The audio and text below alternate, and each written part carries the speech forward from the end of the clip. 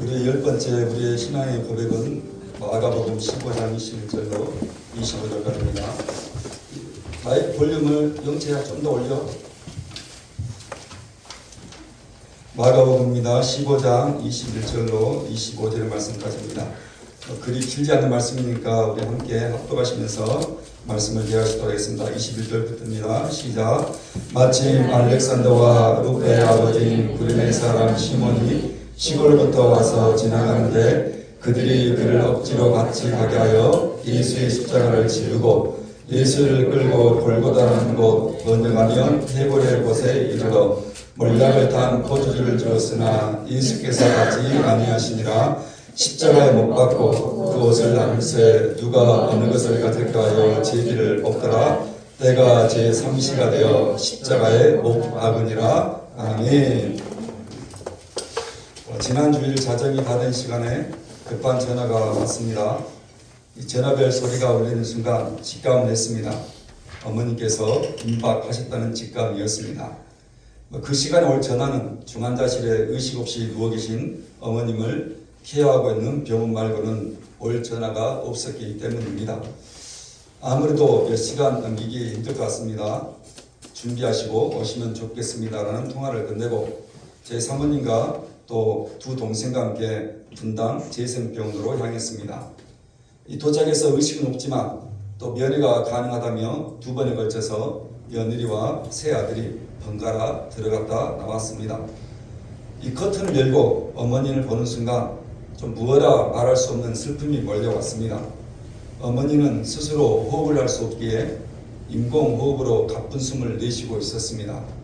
온몸에는 TV에서만 보았던 병원의 온갖 생면 유지 장치를 달고 계셨습니다. 얼굴과 손은 퉁퉁 부어 있었고 눈을 감으신 눈 사이에는 옅은 눈곱 자국이 끼어 있었습니다. 그런 어머니의 모습에 슬픔이 배가가 되어 있었습니다. 어머니의 얼굴을 만져보고 또 퉁퉁 부어있는 어머니의 손을 잡아보았습니다. 온기 없는 창백한 어머니 얼굴이었고 손이었습니다. 몇 번이고 얼굴을 쓰다듬고 또 어머니의 머리를 쓸어 올렸습니다. 반응이 없으신 어머니셨습니다. 낮은 목소리로 엄마라고 불러보았지만 여전히 어머니는 반응이 없이 가쁜 숨을 몰아쉬고 계셨습니다. 저만이 아니라 두 동생 역시 슬픔에 눈물을 보이고 있었습니다. 그렇게 면회가 끝났습니다. 앞으로 서너 시간일 것 같습니다 라는 당직 의사의 말에 어머니의 임종까지 기다려야겠습니다. 이 대기실에서 서성이면서 어머님에 대한 미안함 또 어머니에 대한 죄송함이 계속해서 제게 밀려왔습니다. 13일 전에 여수에 계신 어머님을 이곳으로 모시고 올라왔습니다. 그리고 그날 바로 입원을 시키고 수술을 받기 위한 절차를 진행을 했습니다. 제 안에 그 미안함과 죄송함은 어머니는 수술을 안 받으면 안 되겠니라면서 수술 받는 것을 굉장히 두려워하셨습니다. 80년 인생 단 한 번도 병원에서 입원하시거나 치료를 받지 않으셨던 어머니에게 막상 큰 수술을 받는다는 게 두려웠던 것입니다. 그래서 몇 번이고 제게 어머니는 그러셨습니다. 불편해도 그냥 이대로 있으면 좋지 않겠냐면서 부탁 아닌 부탁을 제게 몇 번이나 하셨습니다. 그런데 저도 그렇고 저희 형제들도 그렇고 지금 어머니가 수술을 받지 않으면 그 무릎 통증도 심해질 것이고 나중에는 어머니가 걸을 수 없는 지경까지 갈 수 있으니 지금 이때 꼭 받으시라면서 어머님의 말을 무시했습니다. 제가 어머니 임종을 기다리면서 미안하고 죄송함 때문에 제 스스로 자책했던 이유였습니다. 여러분 결과가 이렇게 되었기에 더욱 그런 미안하고 죄송함이 제게는 너무나 사무쳤습니다. 그리고 새벽에 끝나는 6시가 다 된 시간에 다시 당직 의사가 저희를 불렀습니다. 이미 몸에 산성화 반응이 일어나고 이제 숨 쉬는 것을 더는 수 없다면서 임종이 가까웠다는 것입니다. 다시 아들 셋은 중환자실에 들어가 80의 어머니를 배웠습니다. 맥박도 그리고 심장 박동의 그래프도 서서히 떨어져 가고 있었습니다. 그리고 6시 18분 어머니의 맥박과 심장 박동은 제로가 되었습니다. 슬픔은 또 다른 슬픔으로 저와 두 동생 모두에게 다가왔습니다. 정확히 어머님의 80년의 인생 29,200일의 시간을 보내고 이 땅을 떠나 영원한 하나님의 나라로 안식을 하셨습니다. 다시 마가복음 15장 21절부터 25절 말씀을 읽시도록 하겠습니다. 다 같이 시작. 마침 알렉산더와 룩의 아버지인 구레네 사람 시몬이 시골로부터 와서 지나가는데 그들이 그를 억지로 같이 가게 하여 예수의 십자가를 지고 예수를 끌고 골고다라는 곳 번역하면 해골의 곳에 이르러 몰약을 탄 포도주를 주었으나 예수께서 받지 아니하시니라. 십자가에 못 박고 그 옷을 나눌세 누가 어느 것을 가질까 하여 제비를 꼽더라. 때가 제3시가 되어 십자가에 못 박으니라. 아멘.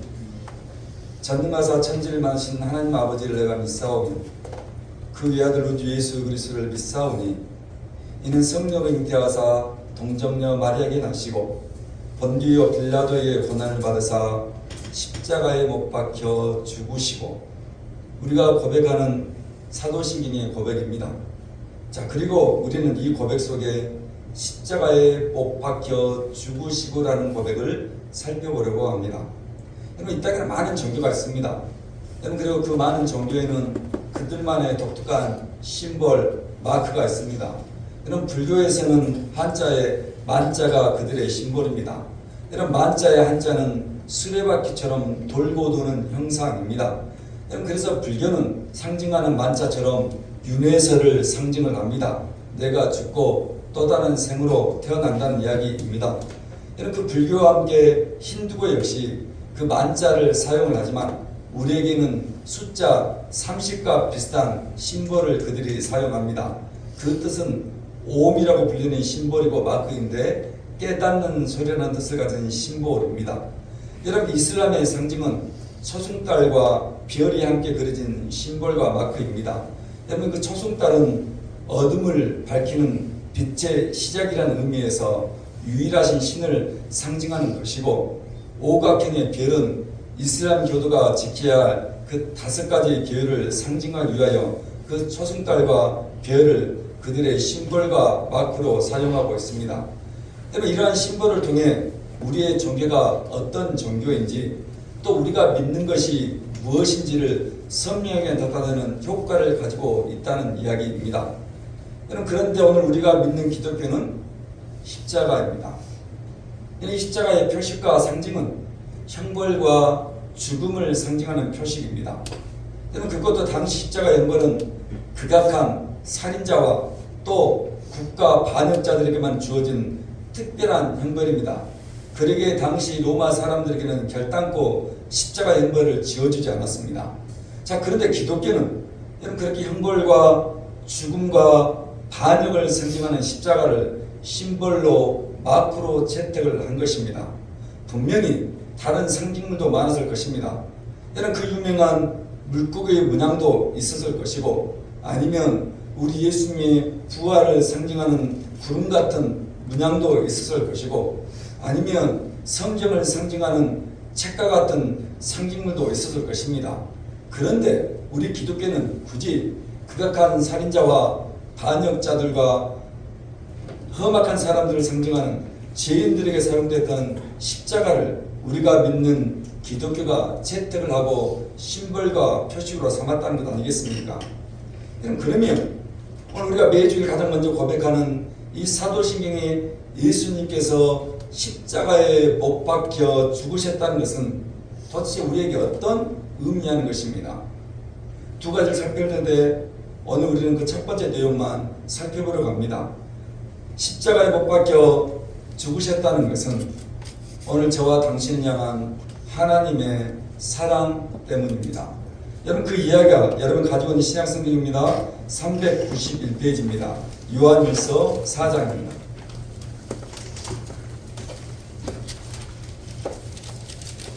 신약성경 391페이지 요한일서 4장으로 잠시 넘어가시도록 하겠습니다. 자, 그리고 9절과 10절 9절에 이런 말씀이 있습니다. 다 같이 9절과 10절 읽겠습니다. 시작.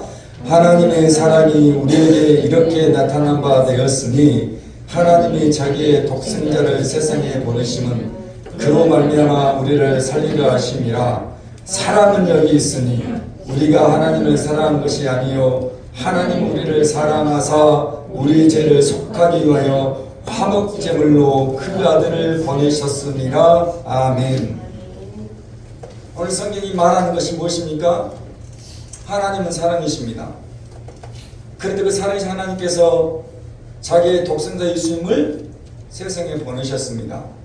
이유는 우리를 살리고 싶다는 것입니다.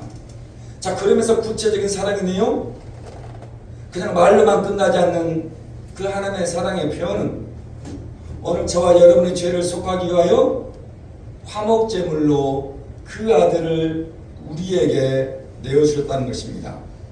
오늘 여기에서 말한 화목제물이 바로 십자가의 제물, 십자가에서 당신의 아들을 죽여야만 했던 이야기입니다. 여러분, 그러기에 십자가에서 못 박혀 죽으셨다는 것은 하나님의 사랑의 상징입니다. 여러분, 그 사랑이 그렇게 십자가에서 당신의 아들 독생하신 예수님을 내어주신 이유라는 것입니다. 여러분, 왜 십자가에서 당신의 아들을 내어주신 것입니까? 사랑 때문입니다. 왜 당신의 아들을 십자가에서 죽이셔야 했겠습니까? 다른 이유 없었습니다. 하나님의 사랑 때문입니다. 여러분, 사랑한다는 말이 쉽습니다. 여러분, 저도 그리고 여러분도 오랜 시간 이렇게 교회 생활하고 우리 예수님께 십자가에서 죽으셨다는 이야기를 당연히 있다 보니 여러분, 시간이 지나가면서 그 하나님의 사랑이 퇴색이 되고 오염이 되기 시작했습니다. 그냥 무감각하게 하나님의 사랑을 받아들이고 있는 경우가 많다는 것입니다. 여러분, 그 하나님의 사랑이 정말 우리 안에 정말 가슴 깊이 다가오지 않는 경우가 때때로 오랜 시간 신앙생활하면서 미지근하게 식어버린 경우가 많다는 이야기입니다. 여러분, 일전에도 한번 여러분에게 말씀드린 재미난 그 초등학교 시험 문제 아닙니까? 옆집 아주머니가 떡을 가져왔습니다. 어떻게 대답해야 할까요? 대부분의 아이들이 이렇게 적었지요. 고맙습니다. 감사합니다. 그런데 한 아이만 이렇게 적었다지 않습니까? 어떻게 해요? 뭘 이런 걸 다. 여러분, 또 다른 초등학교의 시험 문제입니다. 실제 시험 문제 있습니다. 부모님은 왜 우리를 사랑하실까요? 여러분, 어떤 대답을 쓰시겠습니까? 여러 아이들이 대답을 썼습니다. 한 아이의 대답이 인터넷에 올라왔습니다. 그 아이의 대답은 이거였습니다. 그러게나 말이에요. 여러분, 하나님의 사랑을 우리가 이 땅의 언어로 표현할 수 있겠습니까? 아닙니다. 여러분, 결단도 쉽지 않습니다.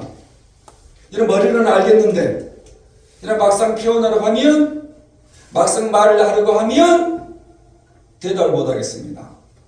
여러분, 그러기 어쩌면 초등학교 아이의 답이 정확합니다. 내가 왜 부모님에게 사랑을 받는지, 내가 왜 이 정도까지 사랑을 받는 아이인지 알긴 알겠는데 이 아이가 대답할 수 없어 이렇게 말한 것입니다.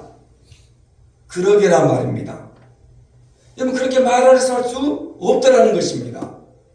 여러분, 제 이야기 아닙니다. 그 이야기가 구약 성경입니다. 1236페이지입니다.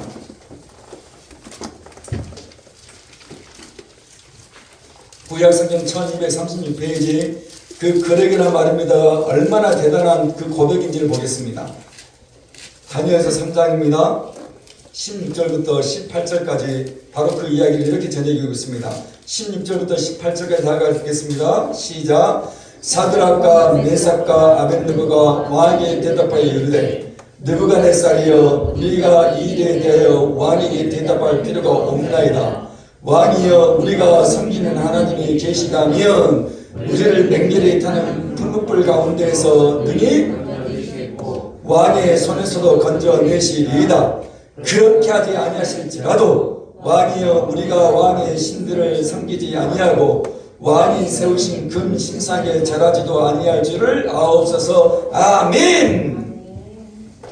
여러분, 오늘 다니엘의 세 친구 사드락과 메삭과 아벳느고가 그 엄청난 불꽃이 있는 풀무불에 들어가는 장면입니다. 자, 그런데 그 세 친구가 고백하는 내용입니다. 능히 내가 섬기는 하나님이 우리를 건져내신다는 것입니다. 그런데 그렇게 하지 아니하실지라도 예전 성경의 번역이 더 기가 막혔습니다. 예전 성경 간단하게 그리 아니하실지라도 내가 왕의 신상에 절하지 않겠다면서 풀 속에 들어갔습니다. 여러분 그리 아니하실지라도 여러분 이 고백은 하나님의 사랑을 아는 자만이 고백할 수 있는 대단한 내용입니다. 그러게나 말입니다. 여러분 그 초등학생의 답과 별반 다르지 않는 기가 막힌 고백입니다. 그리 아니하실지라도 나는 하나님의 사랑을 의심하지 않는다는 것입니다. 사드락과 메삭과 아베드고가 그렇게 해주지 아니하실지라도 이제까지 하나님의 사랑을 내가 받았다는 것입니다. 찬양하지 않았습니까? 그럼에도 불구하고 하나님의 사랑 맞습니다. 그리 아니하실지라도 그럼에도 불구하고 하나님의 사랑을 아는 자만이 이 고백을 하는 것입니다. 그러게나 말입니다. 그 말을 할 정도로 그 하나님의 사랑은 우리를 향한 그만한 사랑이셨습니다. 여러분 그 하나님의 사랑 때문에 하나님은 당신의 독생하신 아들 하나뿐인 아들을 십자가에 못 박아 죽이셔야 했습니다. 여러분 생각해 봅시다. 당신의 아들입니다. 하나뿐인 독생자 아들입니다. 그런데 오늘 저와 여러분을 사랑한다는 이유 하나 때문에 당신의 아들을 십자가에 내어주신 것입니다. 여러분 그것도 가장 잔인하고 가장 고통스러운 십자가 형벌이었습니다. 여러분 그렇게까지 할 필요가 없습니다. 여러분 그렇게까지 해야 할 이유가 없습니다. 그런데 방법이 그것밖에 없었습니다. 그 방법 밖에는 하나님이 할 수 있는 최고의 우리를 향한 사랑의 방법이었고 표현이었습니다. 제가 오래도록 기억에 남는 TV CF 광고가 있습니다. 이런 광고입니다. 아주 우리가 어린 시절 TV 앞에 있는 아이의 모습을 보면서 엄마가 아이에게 이렇게 말합니다. 너무 가까이 하지 마라. 장난감을 가지고 노는 아이를 보면서 엄마는 다시 이렇게 말합니다. 어지럽히지 마라. 아이스크림을 먹고 있는 초등학생 아이를 바라보면서 엄마는 잔소리처럼 이렇게 말합니다. 군것질하지 마라. 청소년기에 들어선 사춘기 아이를 엄마는 바라보면서 아이에게 이렇게 말합니다. 나쁜 친구 사귀지 마라. 이제 그 아이가 대학생이 되어서 마음껏 자유를 만끽하며 밤늦은 시간까지 놀고 있을 때 엄마는 다 큰 아들에게 이렇게 말합니다. 밤늦게 다니지 마라.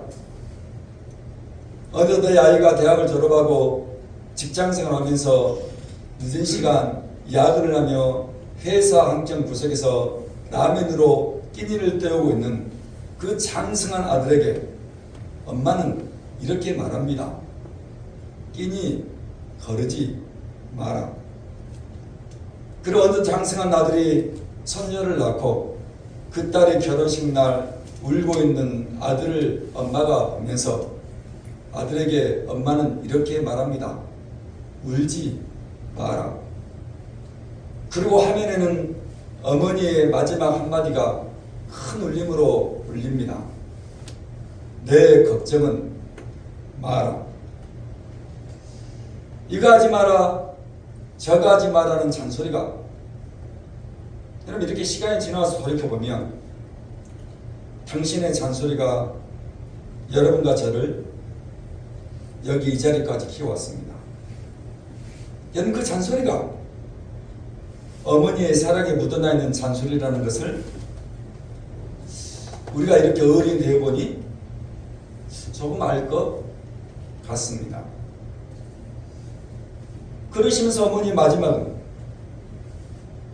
아들 걱정, 딸 걱정 때문에 잔소리를 했지만 내 걱정은 말하라고 이야기를 하시는 것입니다. 여러분 가지고 있는 신약성경 267페이지 고린도서 1장입니다.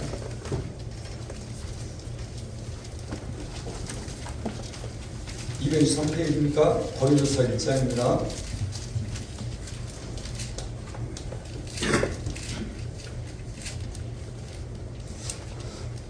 263페이지 고린도 1장 23절과 24절 2절 말씀을 읽어보시도록 하겠습니다. 23절 24절입니다. 시작. 우리는 십자가에 못 박힌 그리스도를 전하니 유대인에게는 거리끼는 것이요 이방인에게는 미련한 것이로되 오직 부르심을 받은 자들에게는 유대인이나 헬라인이나 그리스도는 하나님의 능력이요 하나님의 지혜니라. 아멘. 오늘 성경이 말합니다. 십자가는 유대인들, 그러니까 당시 예수님을 십자가에 못 박으라고 외쳤고 아우성을 쳤던 이스라엘 백성들에게는 거리끼는 것이었습니다. 비참하고 참혹해서 유대인들이 거들떠보기 싫었다는 것입니다. 그리고 이방인들에게는 십자가가 미련한 것이었습니다. 십자가로 무엇을 할 수 있다는 게 말이 안 된다고 생각했기 때문에 그렇습니다. 그런데 하나님은 십자가밖에 하나님께서 당신이 보여줄 수 있는 최고의 사랑의 방법이었고 다른 방법을 생각할 수 없는 하나님의 지혜였다라고 우리에게 이야기를 해주고 있습니다.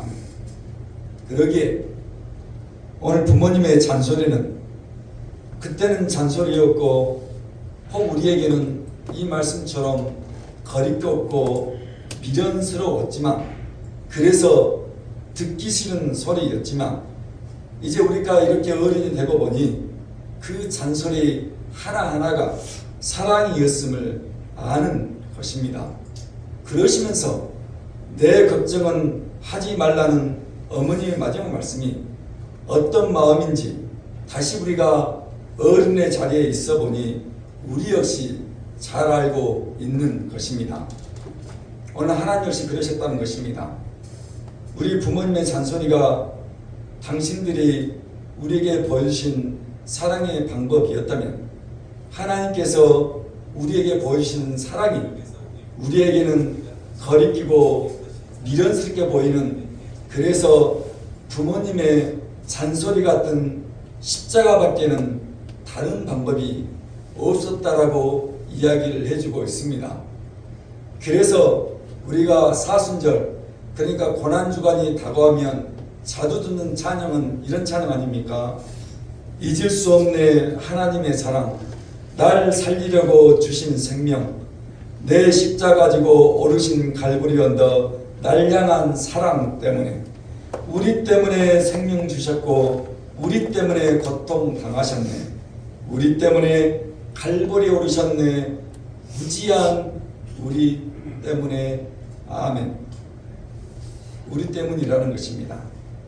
하나님의 사랑이 다른 누구도 아닌 오늘 저와 여러분 때문에 그 사랑의 십자가를 하나님이 우리에게 말해주고 있다라는 것입니다. 여러분, 그러면 우리가 이 자리에서 하나 더 짚고 가야 할 부분이 있습니다. 여러분, 우리가 간과하지 않아야 할 것이 하나 있습니다. 십자가 의미하는 것이 오늘 무엇인지 알고, 십자가가 기독교의 상징과 심볼인 것도 알고 있습니다. 오늘 말씀처럼 십자가는 우리를 위한 하나님의 잔소리와 같은 거리끼고 미련스러운 사랑인 것을 알았습니다. 그럼 반대로 그 십자가에서 당신의 아들을 내어주신 하나님의 마음은 도대체 어떤 마음이었겠습니까? 여러분, 하나님의 마음이 우리를 사랑했다는 이유 때문에 당신의 아들을 십자가에 못 박아 죽이는 게 즐거운 마음이셨겠습니까? 우리를 사랑했다는 이유 때문에 하나님의 마음이 기쁜 마음이고 참으로 흐뭇한 마음이었겠냐는 것입니다. 그렇다면 하나님은 참 잔인한 분이십니다. 그냥 우리를 사랑하기 때문에 당신의 아들을 십자가의 죽음에 내어주신 것으로 끝났다면 여러분, 하나님은 무정한 분이고 비정한 분이십니다. 그래서 종종 예수 믿지 않는 무신론자들 중에, 신을 모르는 사람 중에 어떻게 하나님이 그럴 수 있냐며, 그런 하나님이라면 나는 믿지 않겠다고 말하는 사람들이 있습니다. 그러나 성경은 하나님께서 당신의 아들을 십자가에 못 박아 죽으셨을 때 보이셨던 반응 하나를 우리에게 기록해 놓고 있습니다. 신약성경 페이지 50페이지입니다. 마태복음 27장입니다.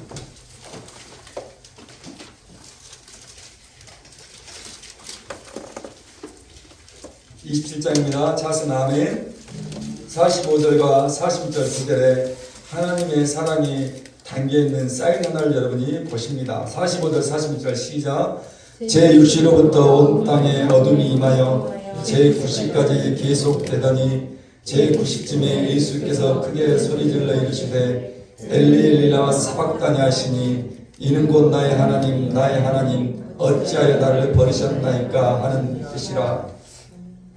오늘 여기에 제6시는 오늘날의 정오를 가리키는 말이고 제9시는 오후 3시를 가리키는 말입니다. 그러니까 정오부터 오후 3시까지 온 땅에 어둠이 덮였다는 것입니다.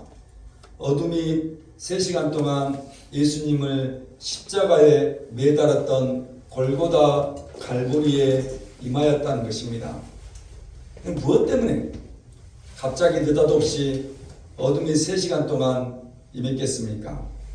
도대체 어떤 이유에서 어둠이 3시간 동안 예수님이 달리신 십자가에 머물러 있었겠습니까? 혹시 패션 오브 크라이스트라는 영화를 보신 분들은 기억하실 것입니다. 우리 예수님이 겟세마네 동산에서 기도하는 시간부터 가룟 유다의 배신과 또 예수님께서 한밤중에 재판을 받으시고 빌라도에 의해서 십자가에 내어지시고 온갖 고문과 희롱을 당하십니다. 그리고 골고다의 언덕길을 십자가를 지시고 올라가시고 그 골고다에서 매달려 죽으시기까지 12시간의 기록을 그 영화로 남겼습니다. 여러분, 바로 그 영화에서 마지막 예수님께서 숨을 거두시고 어둠이 밀려오고 하늘에서는 천둥소리와 함께 비가 내립니다. 바로 그때 카메라 앵글은 하늘에서 예수님께서 십자가에 달리신 골고다 언덕을 바라보는 시점으로 카메라 앵글이 바뀝니다. 그리고 비 한 방울이 떨어지는데 그 비 한 방울을 영화는 하나님께서 흘리신 눈물 한 방울로 표현을 해주고 있었습니다. 여러분, 그렇게 6시로부터 9시까지 어둠이 임한 이유는 하나님의 애통함과 하나님의 슬픔이 담겨있는 표현입니다. 참아대 아들의 죽음을 볼 수 없는 하나님의 아들에 대한 아버지의 마음입니다. 처참하게 여기저기 이그러지고 퉁퉁 부어있고 온몸에 채찍자국과 손과 발, 옆구리까지 온몸이 상한 곳이 하나 없는 아들의 모습을 하늘에 계신 아버지는 참 온전하게 바라볼 수 없어서 3시간 동안 어둠으로 임한 것입니다. 그 하나님의 슬픔과 애통이 어둠으로 표현이 된 것이고, 패션 오브 크라이스트라는 영화에서는 그 눈물 한 방울이 하늘에서 뚝하니 떨어지는 것으로 묘사를 해주고 있었습니다. 어머님의 장례식 날 어머니의 마지막 모습을 입간하는 날을 보았습니다. 마지막 곱디곱게 화장하신 어머니의 얼굴이었습니다. 그리고 마지막 어머니의 이마와 뺨에 아들은 손을 대 보았습니다. 온기 하나 남지 않으신 너무 차가운 어머니의 몸이셨습니다. 다시 슬픔이 몰려오고 애통이 몰려왔습니다. 더 이상 배울 수 없는 어머니의 모습이 참으로 서글픔으로 가득한 시간이었습니다.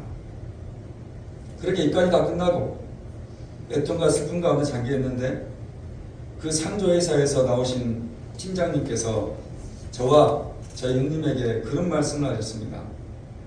몇 달 전에 어느 어머님의 장례식을 치렀다는 것입니다. 그리고 동일하게 입간하는 날이었다는 것입니다. 그 어머님 아들 셋이 한 분은 선교사님이었고 두 분은 목사님이셨다는 것입니다. 그런데 이분이 충격을 받았다는 것입니다. 그 마지막 입간하신 어머니의 모습을 보고 가장 큰 형님이신 목사님께서 만세 삼창을 하자는 것입니다. 어머니가 죽어 천국에 갔으니 얼마나 기쁘냐면서 만세를 외치자는 것입니다. 그리고 정말 만세 삼창을 입간하신 어머니 앞에서 외쳤다는 것입니다. 그게 말이 됩니까? 여러분, 왜 기독교가 욕을 얻어먹는 것입니까? 여러분, 성도님 때문 아닙니다. 그는 하찮은 목사님들 때문입니다. 여러분, 어머님이 천국 가신 거 모릅니까? 다 압니다. 그래도 그건 안 됩니다. 그날만큼은, 그 시간만큼은 애통과 슬픔의 날이어야 합니다. 우리 예수님도 나사로의 죽음 앞에 눈물을 보이셨습니다. 애통해 하시고 슬퍼하셨습니다. 목사라는 분들이, 선교사라는 분들이 당신의 어미의 죽음 앞에서 그런 말도 안 되는 일을 했다는 게 제가 너무너무 화가 났습니다. 여러분, 그건 전혀 성경적이지 않습니다. 그 팀장님 너무 충격을 받고 이런 게 기독교인가 싶었다는 이야기를 했습니다. 여러분, 신약성 페이지 5페이지입니다.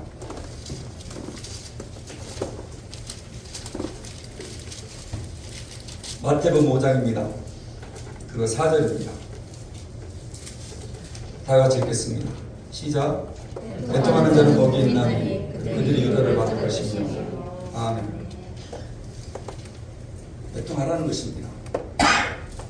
그 시간만큼은 슬퍼해 달라는 것입니다. 그 자리만큼은 눈물을 보여달라는 것입니다. 제가 그래서 이제까지 몇 번의 장례장을 예배를 드렸지만 장례 예배를 드릴 때 제가 뻔한 설교, 뻔한 이야기 가지고 단 한 번도 장례식에 참석하지 않았습니다. 언젠가 우리 신집사님 아버님 5년 전에 돌아가시고 이번에 어머니 모셨던 그곳에 우리 신집사 아버님도 동일하게 모셨습니다. 신집사 가정이 6가정이 다 신앙생활하는 아이 자녀들입니다. 그러니 그날 3일 동안 예배를 얼마나 많이 드렸겠습니까? 저 역시 그 자리에 가서 예배를 드렸습니다. 그리고 그 모든 수간이 끝나고 우리 신집사님이 제게 그랬습니다. 목사님, 그 많은 예배 중에 우리 식구들이 이구동성으로 목사님이 했던 예배가 가장 좋았었다라고 이야기를 했다고 제게 말씀해 주셨습니다. 그때 제가 했던 설교는 다른 설교 아니었습니다. 그 장로님의 삶에 대한 이야기, 그리고 그 자리에 있는 식구들의 애통과 슬픔이 그 시간만큼은 함께 하자는 이야기였습니다. 오늘 그런 부탁합니다. 애통하는 자, 슬퍼하는 자 복이 있습니다. 위로를 받기 때문입니다. 지난주 이른 아침에 어머님이 이 땅에서 삶을 끝내셨습니다. 응급실에서 병실로, 다시 병실에서 응급실로, 그리고 다시 병실로, 그리고 다시 병실에서 중환자실로 3일 동안 급작스럽게 이루어진 시간이었습니다. 제 아내 어머니를 그렇게 떠나보내면서 슬픔에 슬픔이 배가 된 이유는 다른 데 있지 않았습니다. 13일 전 요수에서 어머니 모시고 올라온 시간부터 어머님을 떠나보낸 시간까지 제가 어머님의 마지막을 13일 동안 함께 보냈기 때문입니다. 여수에서 새벽에 모시고 우리 어머님을 분당의 병원에 입원시키고 하여 병원 근방 식당에서 어머니와 저희 막내 동생과 점심 식사를 했습니다.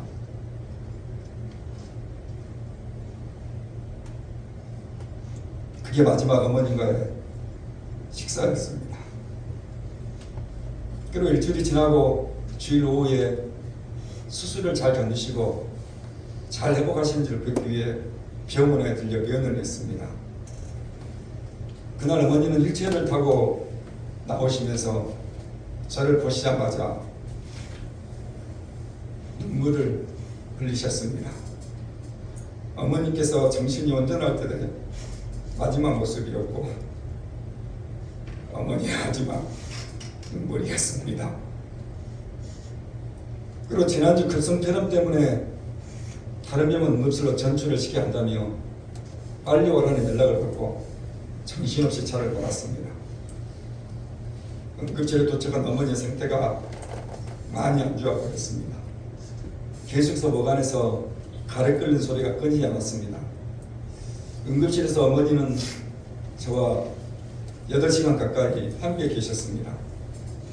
이미 어미의 코에는 산소호흡기를 달아야 할 정도로 참 어려운 상황이었습니다. 어머니는 정신이 들다 깨다를 반복하셨습니다. 간간히 눈을 뜨실 때는 그 가뿐심을 몰아쉬시면서 제게 부어라 말씀하셨습니다. 너 바쁜데 얼른 가봐라는 말씀이셨습니다. 괜찮아요. 그리고 다시 눈을 감으시고 다시 또 눈을 뜨시면 연신 똑같은 말씀을 호흡이 불편하시면서 어렵게 하십니다. 너 바쁜데 얼른 가봐라. 엄마 괜찮다니까. 그렇게 어느 정도 어머니가 안정이 되어서 어머니는 입원실로 올라가시고 저는 이제 집으로 돌아가야 했습니다. 집으로 돌아가는 아들에게 어머니는 다시 가쁜 숨을 몰아쉬시며 되게 그러셨습니다. 네가 피곤해서 어쩐다냐. 이 땅에서 어머니의 마지막 말씀이셨습니다. 제가 슬픔에 슬픔이 더한 이유는 마지막 어머니와 함께한 그 13일의 시간 때문입니다. 13일의 그 짧은 시간 동안 어머니의 마지막을 지켜보아야 했던 이유 때문이었습니다. 그렇게 황망에 가실지 전혀 몰랐기에 그게 어머니와의 마지막 식사였고 그게 어머니와의 마지막 눈물이었고 그게 어머니의 마지막 말씀인지는 전혀 생각하지 못했습니다. 그렇게 마지막을 지켜보았던 저에게 어머니의 마지막 13일의 모습은 어쩌면 오래 남을지 모르겠습니다. 그러기에 저에게 어머니의 갑작스러운 죽음은 슬픔의 슬픔이었고 장례식이 진행되는 3일 동안 말 못할 슬픔과 애통의 눈물을 흘려야 했던 시간이었습니다. 그러기에 기독교는 애통의 종교입니다. 그러기에 기독교는 위로의 종교입니다. 아버님이 돌아가셨을 때는 당시 교회를 처음 개최했기 때문에 오는 사람이 별로 없었습니다. 그런데 이번에 어머니를 떠나보내고 많은 분들이 그렇게 오셔서 인사를 해주시고 함께 찾아오셨기 때문에 이 말씀처럼 제가 참 위로를 받는 시간이었던 것 같습니다. 오늘 우리 하나님께서도 아들의 죽음 앞에 그 슬픔과 그 애통을 3시간의 어둠으로 표현해주고 있었다는 것입니다. 그 하나님의 애절한 마음, 그 하나님의 절절한 마음이 하늘에서 떨어져 내린 눈물 한 방울로 표현을 했다는 것입니다. 그럼 부탁합니다. 이 땅에 우리의 부모가 천국 가는 걸 잘 알고 있고 믿는 자의 영광을 우리는 잘 알고 있습니다. 그럼에도 그 3일만큼은 그들이 충분히 애통해하고 슬퍼하고 눈물을 보일 수 있도록 우리가 위로하는 위로자가 되기를 주의 이름으로 축원합니다. 말씀을 마치면서 십자가에 못 박혀 죽으시고 매주일 가장 먼저 고백하는 우리의 신앙 고백은 하나님의 사랑을 명확하게 보여주는 고백입니다. 잔소리와 같은 그러게나 말입니다. 그리 아니하실지라도 그럼에도 불구하고라는 고백을 우리에게 보여주신 하나님의 최상의 사랑의 표현이었습니다. 그러나 그 사랑은 당신의 아들에 대한 슬픔의 슬픔을 애통에 애통을 더하시는 하나님의 절절하신 마음이기도 했다는 이야기입니다. 그러니 기독교의 상징이고 심벌인 그 십자가를 보실 때마다 하나님의 기쁘신 저와 여러분을 향한 사랑을 기억해 주시고 이 십자가를 바라볼 때마다 하나님의 슬픔과 애통을 그리고 눈물을 기억하시는 저와 여러분이 되시기를 주의 이름으로 부탁을 드리겠습니다. 오늘 우리가 부를 찬양은 주보에 나온 찬양입니다. 그 십자가를 기억하고 우리 함께 이 찬양을 부르시도록 하겠습니다.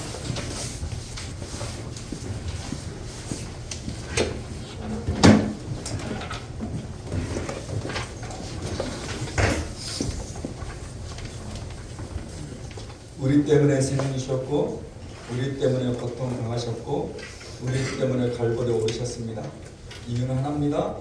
잊을 수 없는 하나님의 사랑이 그렇게 우리에게 십자가의 사랑으로 등장했기 때문에 그렇습니다.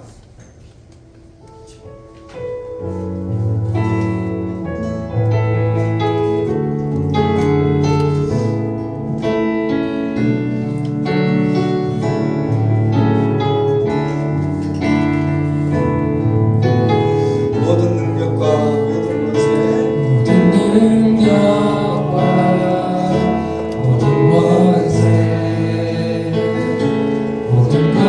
위에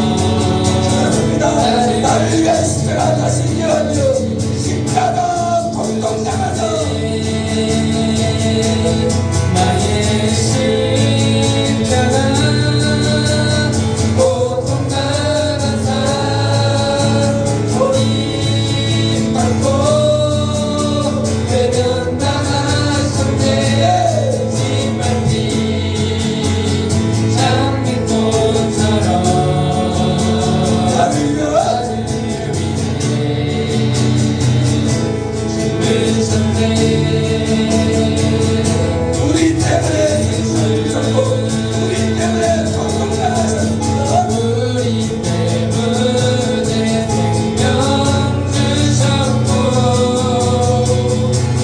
우리 때문에 복도 당하셨네. 우리 때문에 갈보리 오르셨네. 굳이 않기 때문에 우리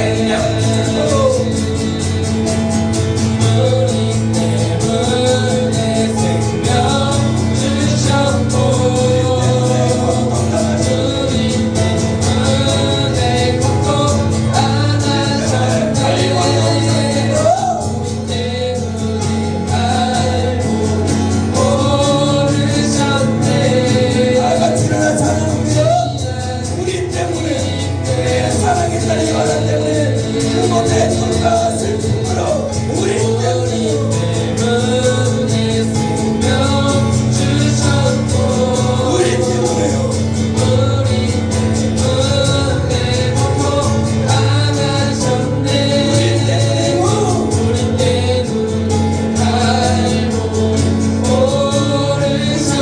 우리 때문에요. 굳이 않기 때문에.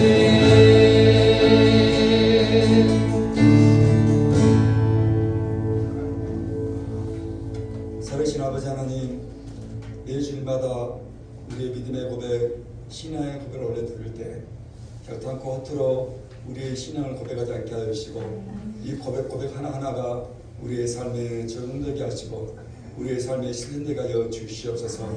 그 놀라운 십자가에 못 박혀 죽으셨던 그 예수님의 사랑하심이 하나님의 놀라운 사랑하심을 십자가를 바라볼 때마다 보게 해주시고 하나님의 눈물과 애통을 십자가를 바라볼 때마다 경험하는 우리의 삶이 되게 하여 주시옵소서.